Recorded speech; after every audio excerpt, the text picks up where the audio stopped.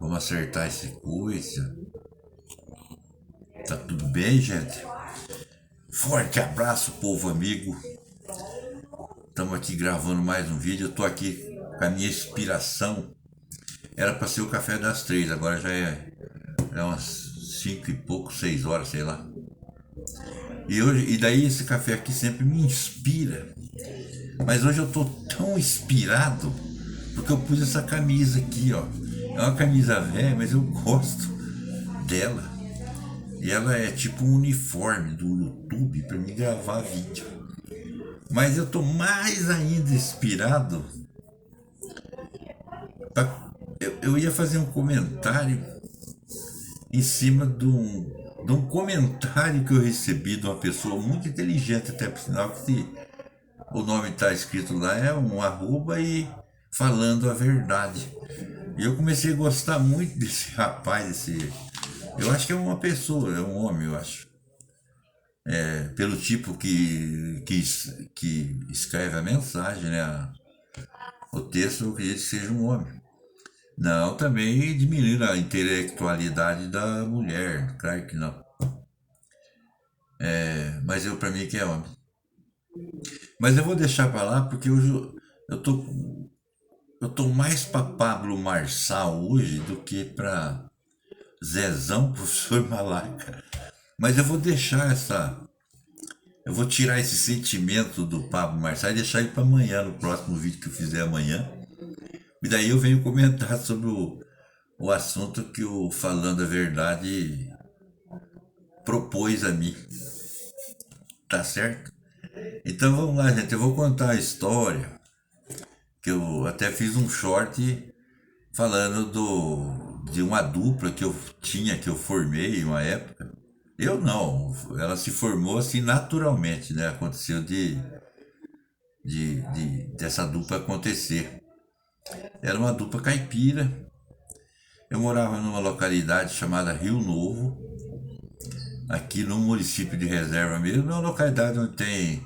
Ele é um distrito, na verdade, mas tem aí cerca de 100 casas, é por aí. Né? É uma região rural, onde tem muitas fazendas de gado, tem agricultura também, mas acentuadamente fazenda de gado. E eu fui morar nesse lugar em 1989. Foi perto da Copa do Mundo de 90. Claro que 1989 para 90 demorou um pouquinho. Aonde eu comecei a morar, comecei a mexer com lavoura, né? Plantar feijão, milho. Porque naquela época, naquele ano eu tava a pó de traque. E meu sogro me convidou. Disse, vamos pro Rio Novo. Na verdade eu estava em Araucária, Curitiba. Daí eu queria vir pro interior mesmo, porque eu não tinha mais, eu não acostumava mais de cidade. Eu queria sempre estar em lugar pequeno. Por causa que a minha intelectualidade e a minha vontade mesmo era de estar junto com o povão. Né? Falando errado, andando de qualquer jeito, né? Sem egoísmo, sem vaidade nenhuma. E lá pra mim não dava, eu queria voltar o que eu era mesmo. E voltei. Fui na hora, ele me convidou, acho que até ele pagou a passagem pra mim. Nem lembro mais. Viemos de ônibus embora, a minha mulher ficou pra lá, com as crianças, e eu vim. E ali nós arrendamos uma terra que era, parece até quanto mentiroso, mas era 7 alqueires. E daí nós plantávamos, começamos a preparar aquela terra para plantar. E foi bastante trabalhoso, porque tinha uma parte que tinha que roçar, e assim foi feito, né? E naquilo eu comecei a parar no paiol, porque eu estava sozinho e tinha que ter gente onde nós plantávamos, né? E daí já foi construído, nós fizemos um paiol de lasca de coqueiro, coberto de sapé, fizemos um fogãozão, uma lenha dentro, grande, e tinha um cômodo que era onde eu dormia. tinha duas camas. Mas era feita assim de tábua, sabe, as camas. Nós jogávamos um colchão por cima ali, tinha uma cobertinha, porque lá era um lugar que fazia calor. É tarimba que chama, né? Que tinha esquecido o nome, tarimba. E eu dormia ali. E dormia sozinho. Chegava à tarde cansado porque era difícil, era um lugar meio. Tinha muitos lugares meio íngreme, né? Pra você subir lá onde estava trabalhando, depois descer. E eu cuidava da cozinha na época. E nós tínhamos, diariamente, nós tínhamos lá de 10 até 15, 16 pessoas trabalhando para nós por dia. E era a tradição do lugar de você. Eles chegavam cedo para trabalhar, eles tomavam café no paiol da gente. E eu tinha que dar café pronto para eles.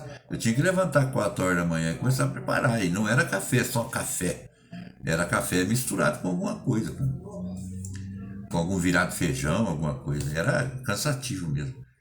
E daí o pessoal fazia aquilo, ia para a roça, trabalhar todo mundo. Na hora do almoço, eu estava já com o almoço pronto, para aqueles panelão, aquelas coiseiras todas. Aí eles vinham e comiam. E daí ia todo mundo de volta trabalhar e eu ficava lavando aquelas panelas. E de tarde, muitos deles ainda na hora de ir embora vinha tomar café de novo. Mas era uma tradição e eu gostava daquilo. Eu gostava. E daí, quando tudo se acalmava ali, tinha um tanque de água, uma represa. Ali eu tomava banho, vinha para dentro sozinho. Tinha já um litrão de cachaça. Lá no Nordeste é pitu. Aqui eu tomava muita teleco-teco, jamel. E ali, daí, umas horas dormia daí, porque tinha que levantar cedo. Mas de vez em quando eu saía e ia para o patrimônio. E lá, quando eu comecei a ir, chegou um concunhado meu de Curitiba, que ele tinha, uns tempos antes, ele tinha sofrido um acidente de caminhão, que ele era caminhoneiro. Ele dormiu no volante, se acidentou, quase morreu, mas que a perna dele esbagaçou tudo, né? Mas já estava melhor. Mas ele ficou uma sequela muito grande, porque costumava sempre virar uma ferida num lugar lá, e daí ele se tratava, de repente sarava, e de vez em quando voltava tudo aquilo, porque ele também tomava. E ele comprou um pequeno comércio lá e veio morar também lá, com a sua esposa, que era irmã da minha mulher. Então nós éramos concunhados. E ali ele gostava de cantar, porque eu conhecia a família dele, lá naquele patrimônio de Água Amarela. E eu lembro que a família dele tudo gostava de tocar violão, cantar, tocar sanfona. Era uma família que gostava disso. E como tradição, ele tinha também a mesma vontade de cantar. Ele gostava de querer tocar, mas ele não aprendeu, ele não tocava. E como eu tocava um pouco, eu ia no patrimônio para tomar cachaça. Eu ia na venda dele, né?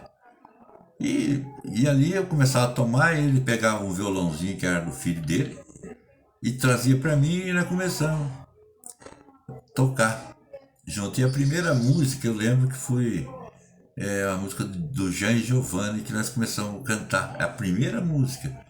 Eu nunca esqueci, que era aquela assim: quando você chegou em minha vida, tudo era diferente. E ali começou a dupla. E ali nós começamos a participar mais. Eu estava me integrando bastante já com a comunidade, muito conhecido, meu sogro era conhecido, meus cunhados eram conhecidos. E daí eu fui pegando muita amizade, porque daí eu já estava com aquela facilidade de ser amigo das pessoas, sabe? Que é o que eu amava, de estar com aqueles intelectuais do interior, sabe? Era a minha turma. E daí nós começamos a ir em bar, né? Eu vinha lá do meu paió quase todos os dias, ou era na venda dele que eu tomava e tocava com ele um pouco, ou senão eu esperava e a gente ia pro bar daí, porque daí ele desocupava da venda e a gente ia pro bar, porque daí chegava muito mais amigos da gente e a diversão ia até muito tarde. E tudo aconteceu, de repente eu trouxe minha mulher para morar também lá, naquele lugar. A gente conseguiu comprar uma casinha. E aquela vida gostosa, aquela alegria de estar tocando, de amizade, de trabalhando, sofrendo bastante, mas era gostoso demais, sabe? Porque eu sempre gostei de estar no trabalho pesado, essas coisas todas aí, sabe? Eu amava isso aí. Até hoje eu gosto, né? Ele.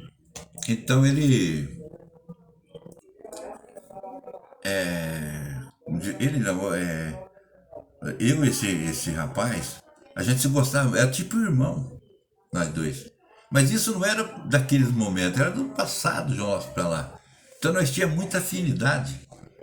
E mais aquela turma que sempre estava junto, era cerca de 15 pessoas, talvez 20. E quando nós íamos num bar, todos aqueles donos de bar queriam que nós fôssemos no bar dele, porque daí o movimento era muito grande, todo mundo bebia muita cerveja, gastavam bastante.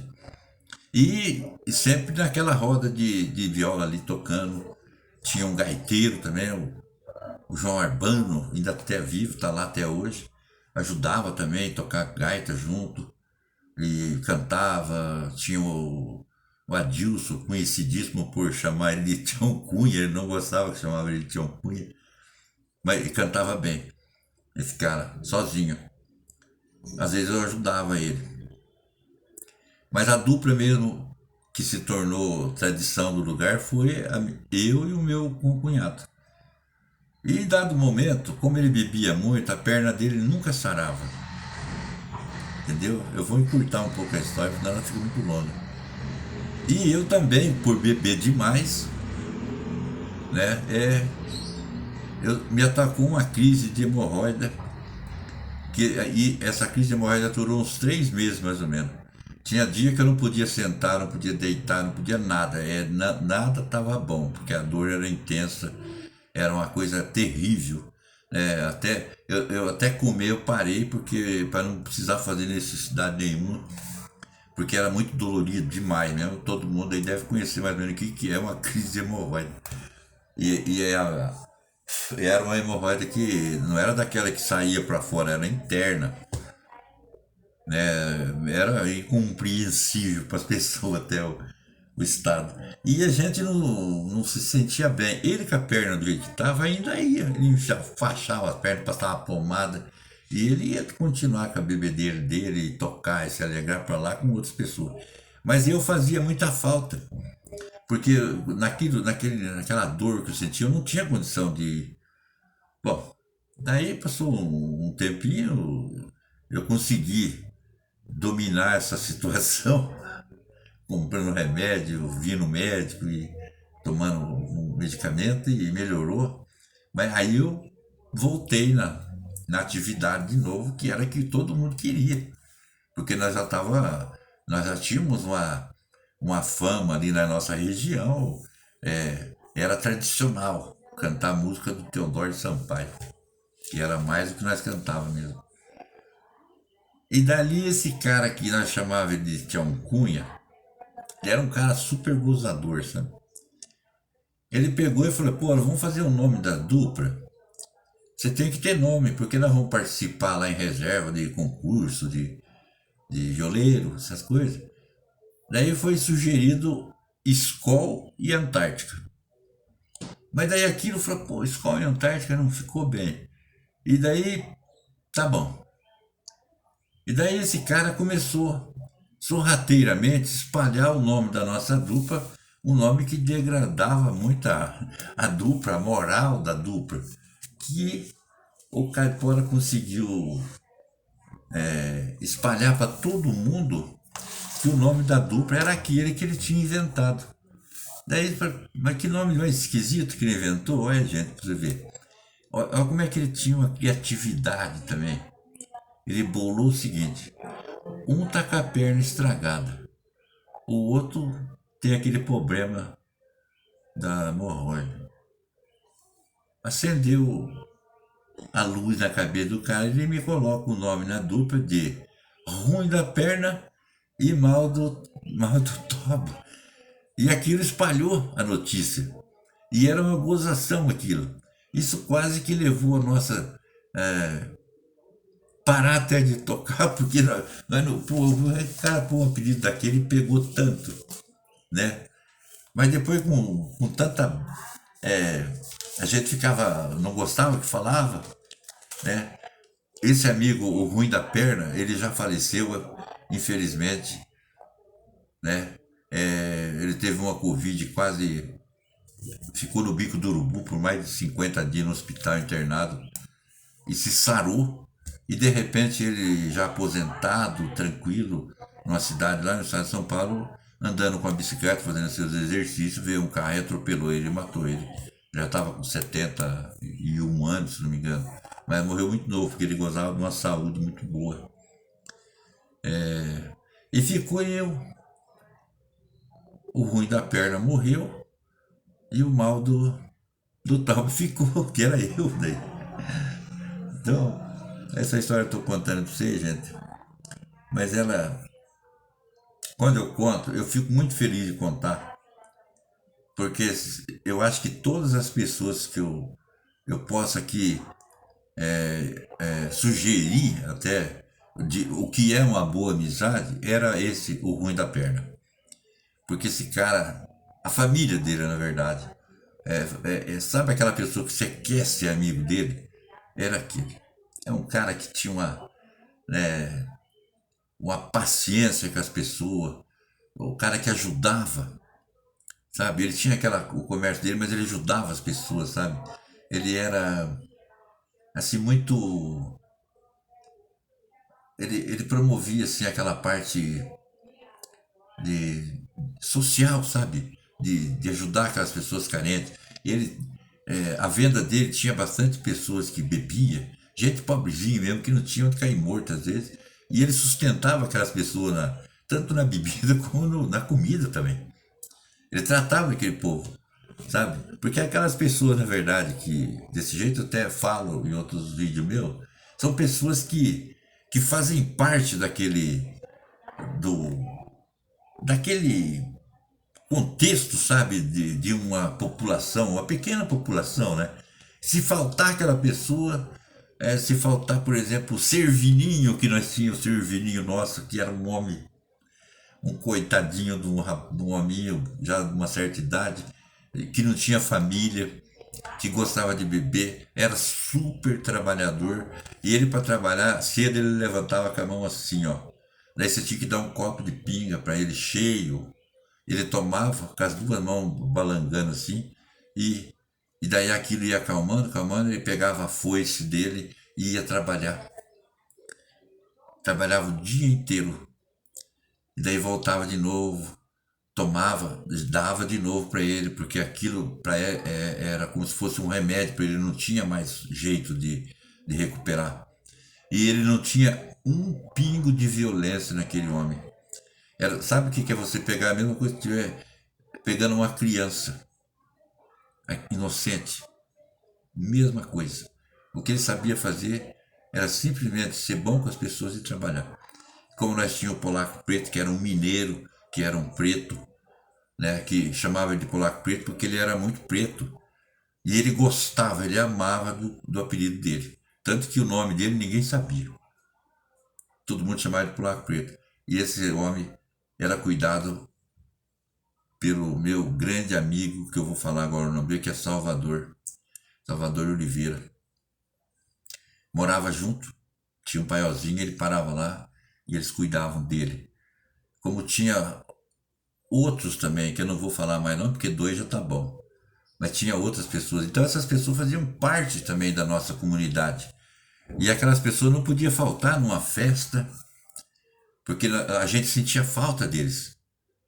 Né? Elas são pessoas que se tornaram assim, como se diz, emblemáticas até no nosso meio.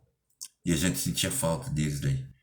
E daí a dupla nossa, com a perca do meu grande amigo Salvador Fernandes Oliveira, se foi, Deus fez ele fazer uma viagem antes do combinado e ficou só eu aqui até não sei quando que Deus vai me permitir.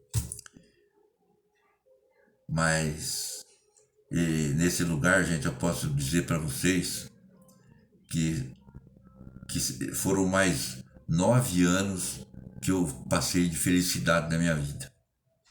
Sabe o que é felicidade? Felicidade mesmo, com todas as letras. É nesse lugar que eu vivi. Tinha as nossas, algumas perrengues, algumas coitinhas, mas a maior parte era só felicidade. Então eu não consigo olhar para trás e ver que eu sofri alguma coisa naquele lugar.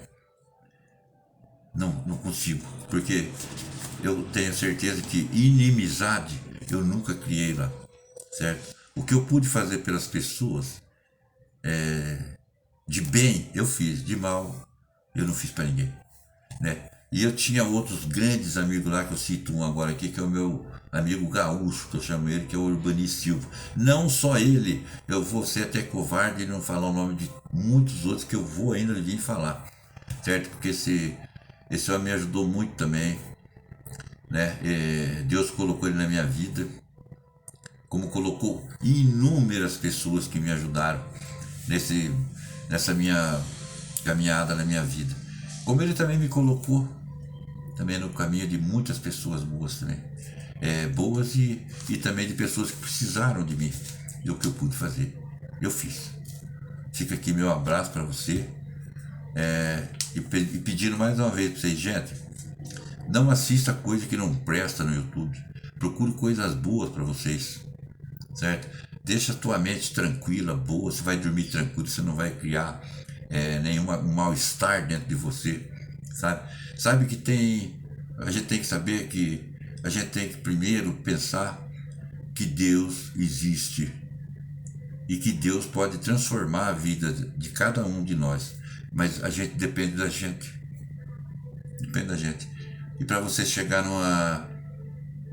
numa velhice feliz como eu cheguei, eu acho que tudo que eu aprendi no passado é que fez isso acontecer, certo? Portanto, eu não venho aqui no meu canal conversar com vocês para querer iludir vocês com coisas, com mentira, com coisas irreais. Não, eu venho falar para vocês o que é verdade e como eu me comporto na minha sociedade em que eu vivo, certo? Mesmo estando na sociedade do YouTube hoje, vendo muitos canais, né, do qual eu venho sempre questionando né, é porque eu acho que ali está coisa que não deve ser assistida por ninguém, porque não traz nada, não agrega nada na nossa vida, só atrapalha. Então a gente tem que se desviar dessas coisas, porque no YouTube tem muita coisa boa, mas muita mesmo, mas também tem bastante coisas que você tem que se desviar. Mas é você que vai fazer isso, essa atitude é tua, é você que tem que tomar ela, entendeu? Forte abraço, povo amigo, Deus abençoe a todos e nós voltamos. Domingo eu venho contar a história da Água Amarela, que foram 10 anos de muita felicidade também para mim, graças a Deus. E não pense que essa felicidade é só felicidade, não. Tem coisa que aconteceu que você falou, pô, não vou conseguir, não vou, isso não tá certo, aquela pessoa fez isso para mim, aquela pessoa fez aquilo, mas aquilo tudo passou, né? E porque Deus estava conduzindo tudo. A mão de Deus estava sempre a me proteger, sempre a proteger as pessoas também que me cercaram, tudo. E eu gosto de falar errado.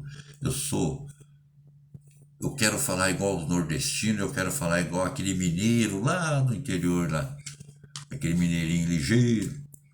Eu gosto do paulista e do paranaense misturado com paulista e mineiro e nordestino. Forte abraço, beijo no coração, tamo junto e misturado, não é mesmo?